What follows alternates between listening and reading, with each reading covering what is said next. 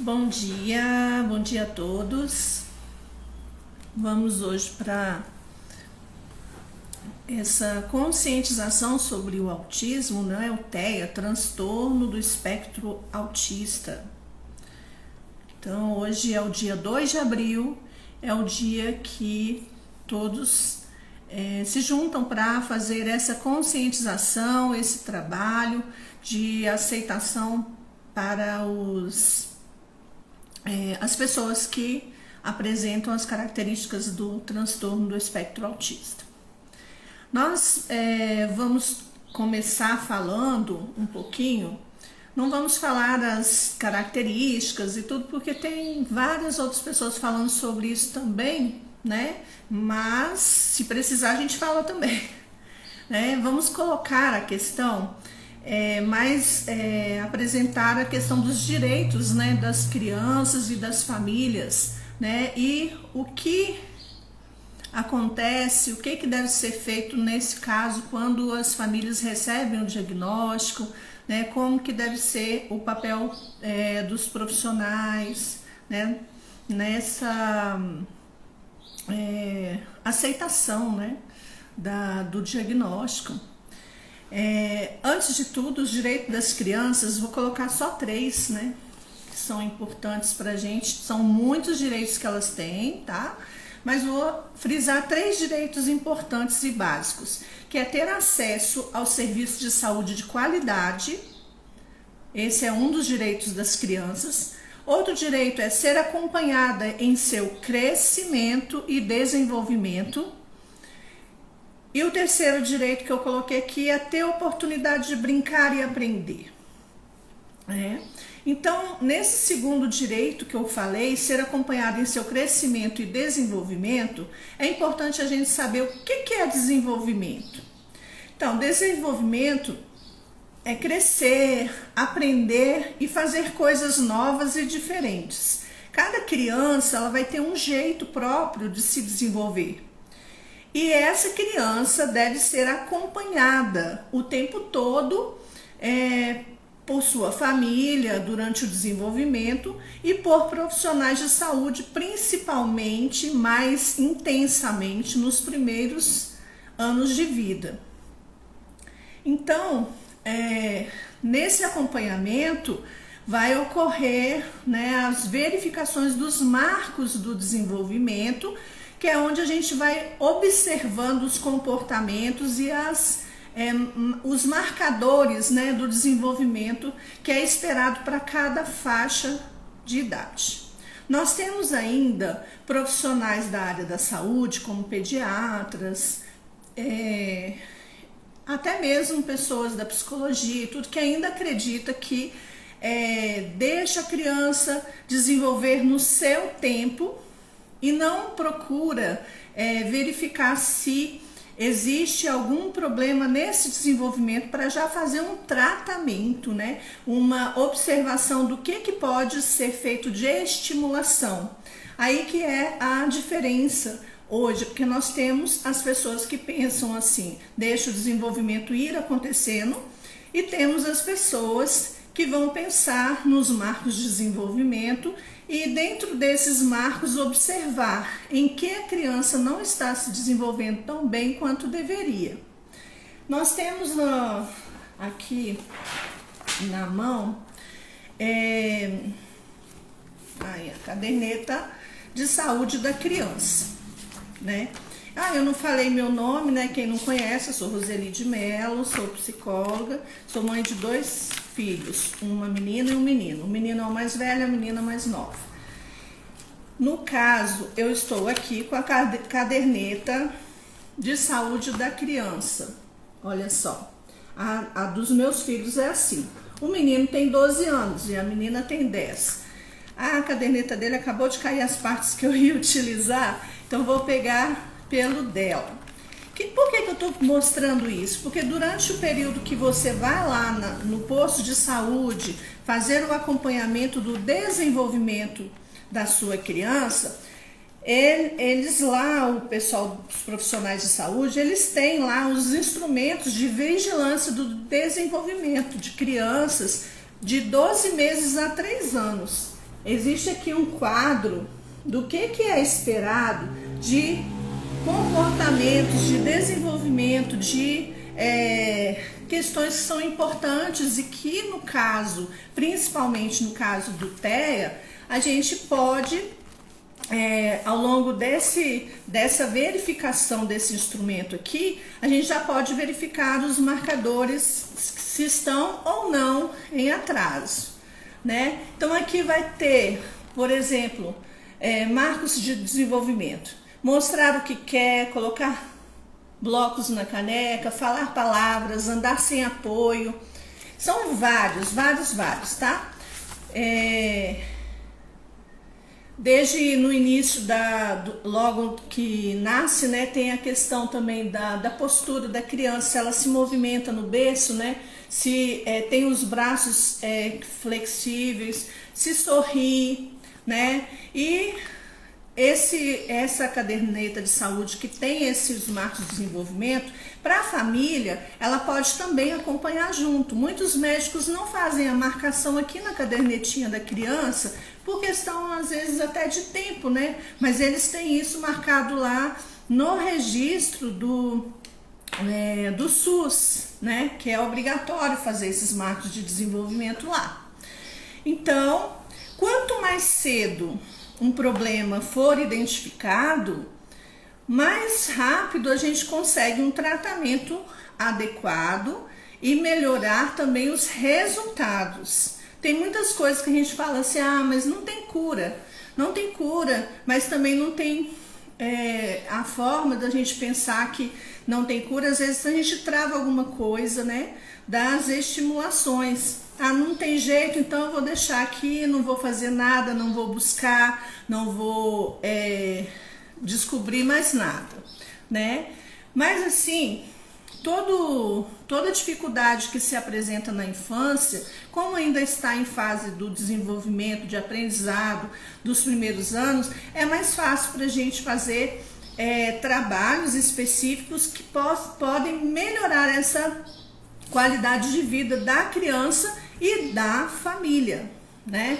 Então, o quadro específico do transtorno do espectro autista, ou autismo, como a gente fala normalmente, ele é uma condição neurodesenvolvimental, assim como nós já falamos também da síndrome de Down, né? Ela está dentro dos mesmos lugares ali, é um neurodesenvolvimental. Então, impõe mudanças significativas no contexto familiar.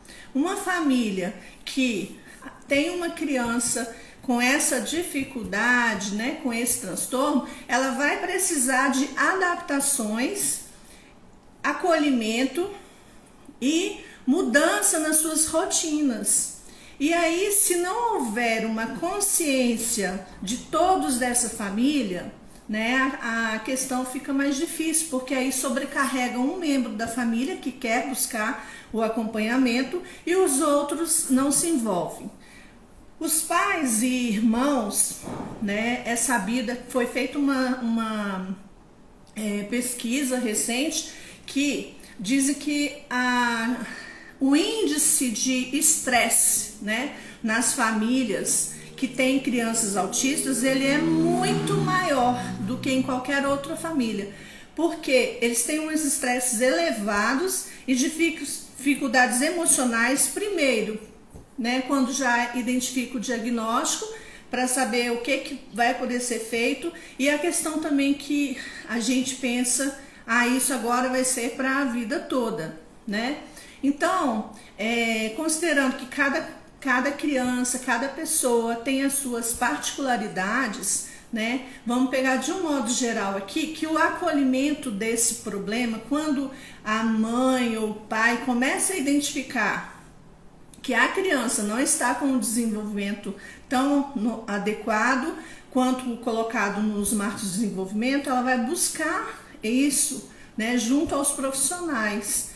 E muitas vezes os profissionais de saúde vão ajudar nesse diagnóstico aí, vai ser multidisciplinar, são vários. Aí começa, como dizem algumas mães, começa a saga, né? Porque você vai buscar profissionais que compreendem, que entendem do que está falando.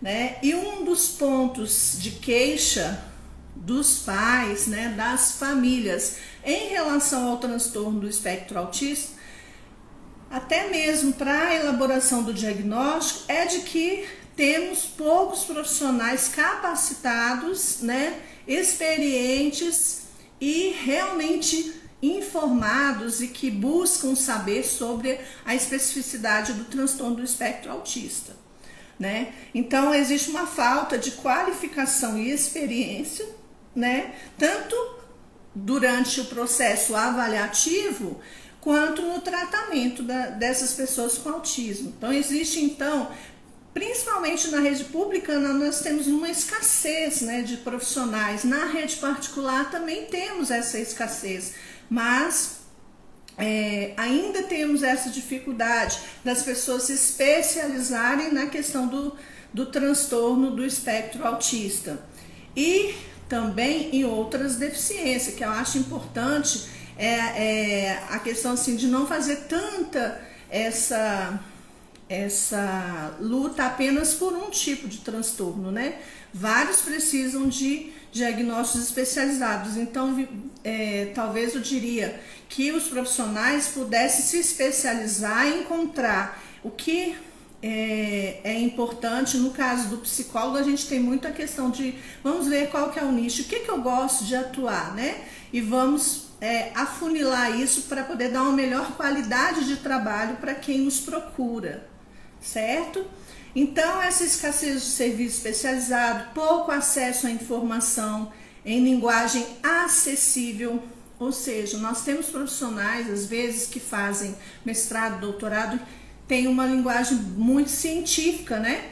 E para a população em geral não tem o alcance. Vai explicar uma situação, ele explica do modo como se ele estivesse explicando para um aluno, né, na faculdade que está em aprendizado, ou para uma pessoa que já tem um conhecimento prévio.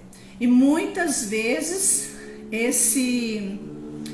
essa forma de explicação ela precisa ser melhorada no sentido de alcançar a população que realmente precisa saber sobre o que é o autismo.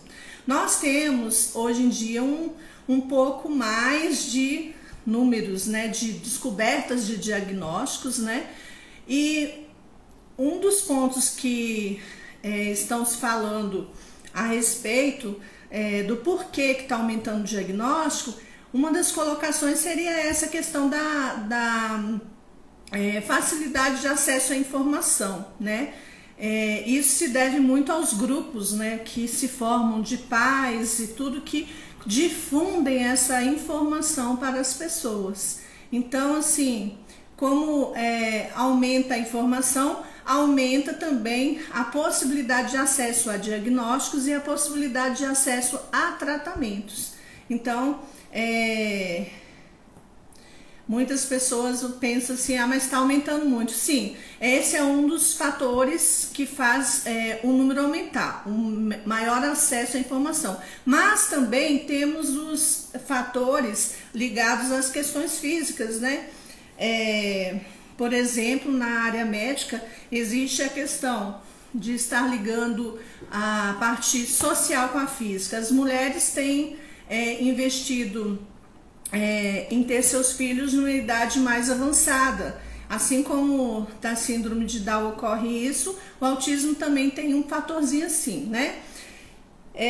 Uso de certas medicações também são colocados como estudos, né? Não temos assim dados fechados rigidamente, mas são estudos mais que ocorrem nos Estados Unidos, né? E muita questão de estresse gestacional, né? As mulheres que vivenciam mais estresse durante a gestação pode ter uma probabilidade maior do filho ter o desenvolvimento autista, né? Então,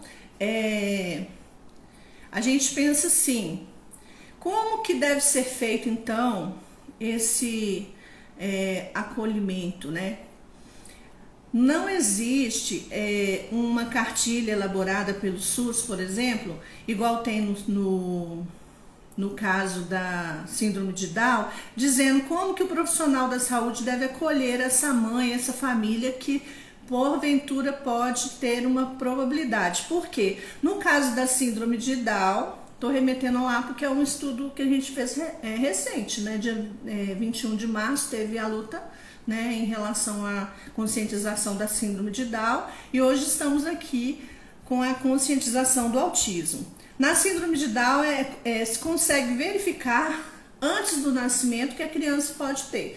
No autismo, a gente já não tem essa facilidade. Por quê?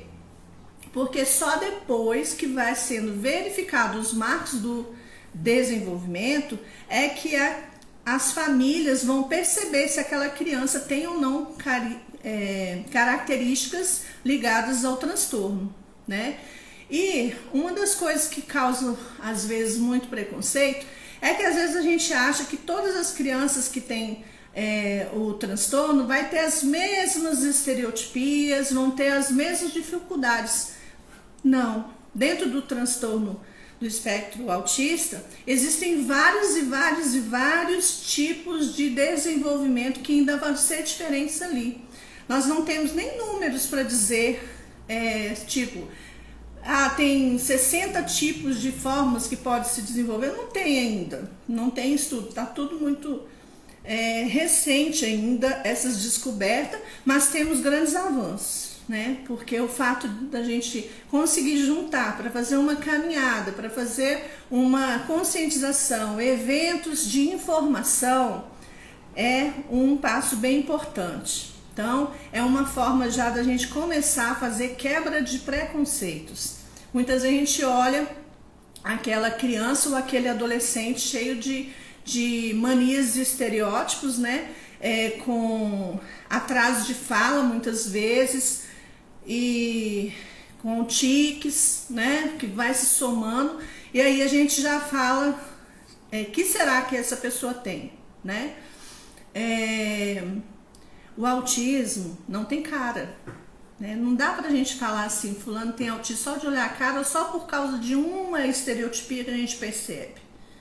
Por isso precisa do diagnóstico multiprofissional, porque tem uma série de combinações, não é só uma coisa que vai dizer, porque senão a gente vai cair no erro de dizer que todas as pessoas são autistas, né? Ou que a maioria são porque tem um ou outro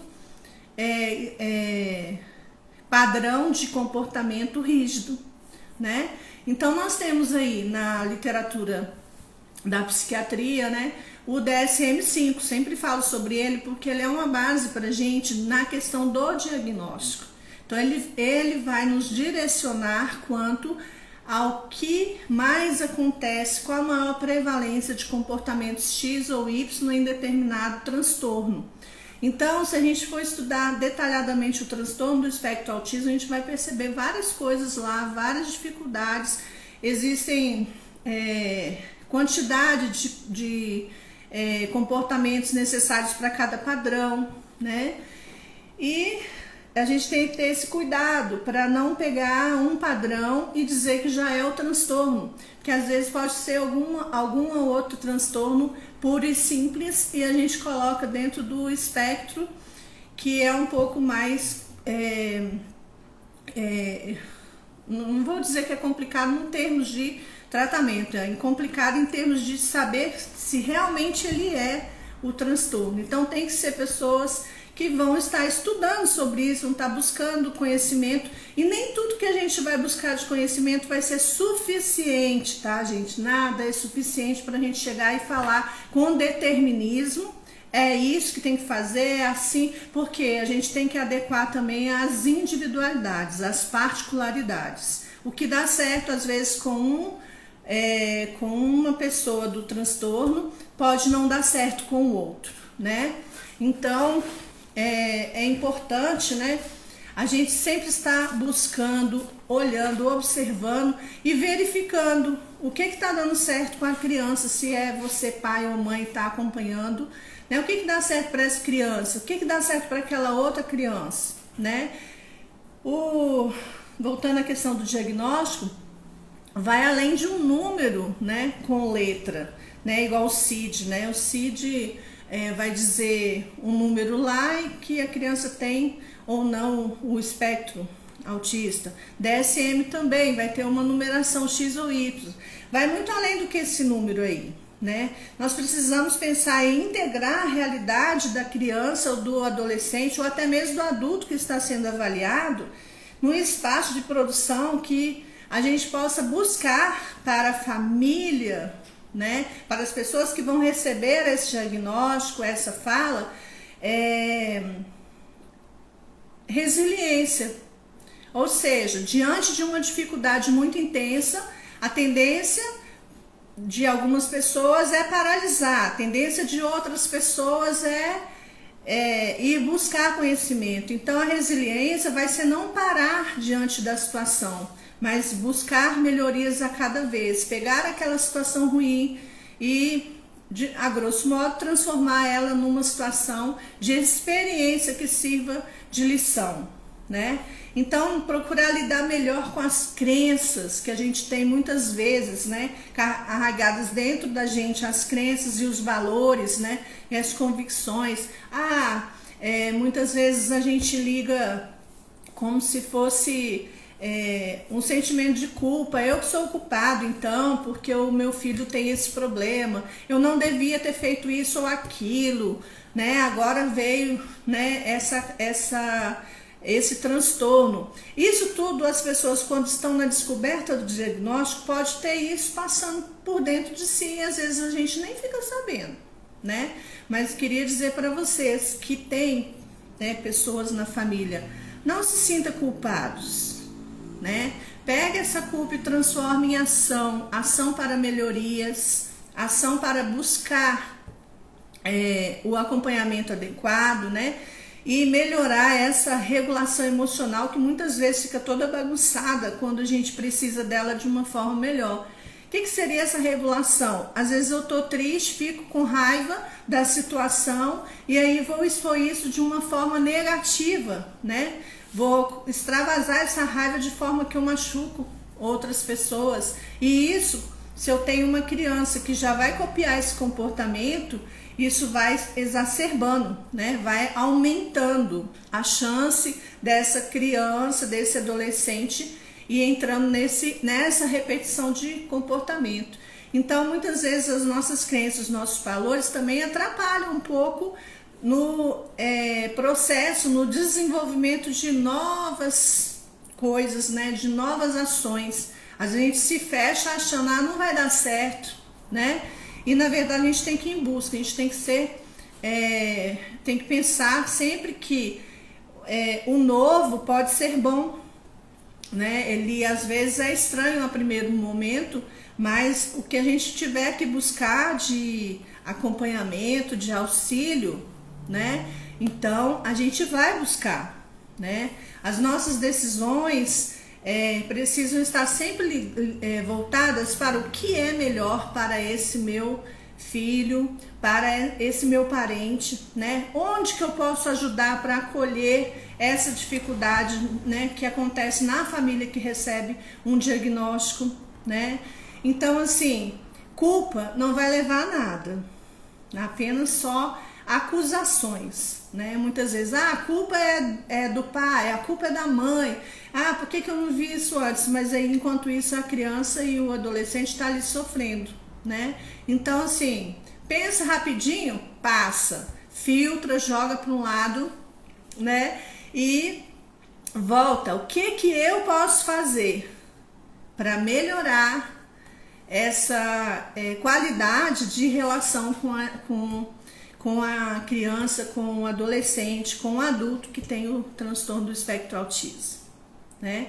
Então, assim, essa forma de ver, ela tem que ser, tem que passar por interpretações, porque o foco, na verdade, tem que ser as mudanças que vão ocorrendo a cada dia, e não as dificuldades apenas. Nós temos sim, não é que às vezes as pessoas falam assim, tá romantizando. O que é romantizar? É só mostrar o lado interessante da situação, né? Não, toda família que tem uma pessoa com transtorno, ela tem o seu lado difícil do dia a dia, porque a rotina ali 24 horas não é fácil, né? Já não é fácil quando a mãe recebe um bebezinho, porque muda toda a rotina daquela mãe. Fica sem dormir, se alimenta de forma inadequada muitas vezes para poder suprir a necessidade desse bebezinho. Imagina quando essa família recebe o diagnóstico, né? Depois de um tempo que essa criança, a qual ela despendeu tudo isso, ainda vai precisar de mais ainda dela. Muitas dessas crianças com transtorno autismo vão precisar de amparo pelo resto da vida, porque existem os níveis de dependência, né? Nível 1, nível 2, nível 3. Então, assim, uma dependência muito grande vai trazer um cansaço físico e emocional maior para a família. Então, a família ela tem que se unir em rede, né? Para fazer o melhor para essa pessoa, né? Então, assim, enquanto está na fase da criança, as possibilidades elas são maiores pela fase de desenvolvimento, que tem maior facilidade de aprendizado. Apesar de que alguns vão demonstrar um fechamento maior, que vai ter mais dificuldades por causa de combinações de outros transtornos junto ao autismo. Mas isso é um trabalho que se faz com orientação, né, e especialização dos profissionais que atendem as crianças, tanto na escola quanto na saúde, né? Então, as famílias precisam estar buscando, né, essas orientações na forma mais individualizada, cada um, né? Então, às vezes a gente tem uma coisa ou outra que são para todos, mas a gente precisa ver a especificidade. Então, é importante que a gente sempre pense que a comunicação, a forma como a gente fala desse diagnóstico, a forma como a gente apresenta essa nossa criança ou esse nosso adolescente ou adulto para os outros também, né, traz uma forma diferenciada de receber o olhar do outro que está vendo, né? Muitas vezes a gente, enquanto pais, a gente está num local público e sente vergonha dos comportamentos, mas não é o adequado sentir vergonha, porque nesse caso específico eles têm os transtornos. Vai ser trabalhado isso também enquanto eles estão em ambientes que necessitem desse social. E muitas das vezes acabam, né, que os parentes escondem os seus filhos, né, para eles não terem contato, porque não dão conta muito desse olhar da sociedade que ainda é bem discriminador, né? Então, o processo de também conversar com o filho, né, mesmo que ele seja não verbal, ele tem a compreensão, né, muitas vezes do que você fala, pode te devolver de outras formas, né? Então, sempre estar conversando, colocando, verificando quais são as melhores formas, né, de ajudá-lo a enfrentar esse lado do social, que é um dos padrões restritivos, muitas vezes, no transtorno do espectro autista. E os profissionais, eles precisam, né, estar atentos para acolher essa família, sem aquela coisa dos tadinho, né? Não é assim. Nós, enquanto profissionais, nós precisamos ver o que eu posso fazer para melhorar a vida dessa família. Vamos buscar a qualidade de vida desse relacionamento familiar que tem, às vezes, não só uma pessoa autista, às vezes tem famílias que tem duas, né? Então, assim, e duas com padrões diferentes, e eles têm que lidar com essa situação no dia a dia. Então, os pais, os responsáveis, precisam de um apoio específico e, durante todo o processo também, recebendo orientações de como lida com as dificuldades do transtorno. Então, o tratamento, ele precisa sempre ter persistência. Sem persistência, né, fica mais difícil de se ter mudanças, né? Então, importante é essa persistência no tratamento. Quando começar a se cansar, né? Aí você pensa bem, o que eu quero melhorar para meu filho, para minha família, no sentido desse contato, né? O que faz com que eu me mantenha firme para melhorar isso, né? E aí, assim, a proposta dessa live não foi uma proposta de ser extensa, né? Foi mais dessa parte de pensar no acolhimento, né, do diagnóstico, não se recusar a buscar ajuda. Sempre é importante, né, que a família toda receba, né, orientações, né, no campo tanto da saúde física quanto emocional, para lidar bem com os aspectos que vêm se desenvolvendo, né, durante o tempo todo. A criança vai crescer, ela vai passar por todas as fases como qualquer outra, né, da adolescência, mudanças de hormônios, né, e isso tudo precisa do olhar cuidadoso, do acolhimento, da aceitação e do respeito, né? Uma das coisas bem importantes, o respeito às diferenças, né? Que é isso que a gente pensa hoje. Se a gente não conseguir reduzir o preconceito, a gente já consegue bastante coisa. Por quê? Como que a gente vai conseguir reduzir o preconceito? Colocando mais informação, né? Então, até o tema do ano, né? Mais informação, menos preconceito, né? E queria, né, quem é de Cabixi, que estiver assistindo a live, está convidado, né, para amanhã vai ter a caminhada lá na cidade, né? E logo depois da caminhada vão parar no auditório da prefeitura, onde estaremos eu e o Eduardo Amaral, que é o fisioterapeuta da PAI. Vamos estar falando sobre o trabalho com os autistas na instituição. Então, assim,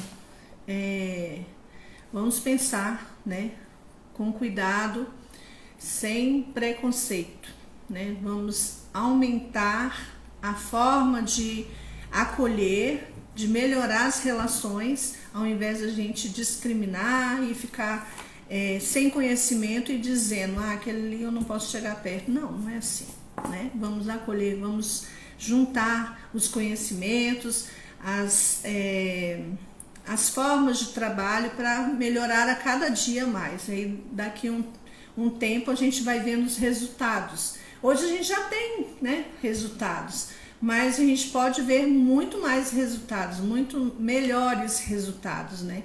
Diminuindo o preconceito, aumentando o respeito, né, pelo ser humano.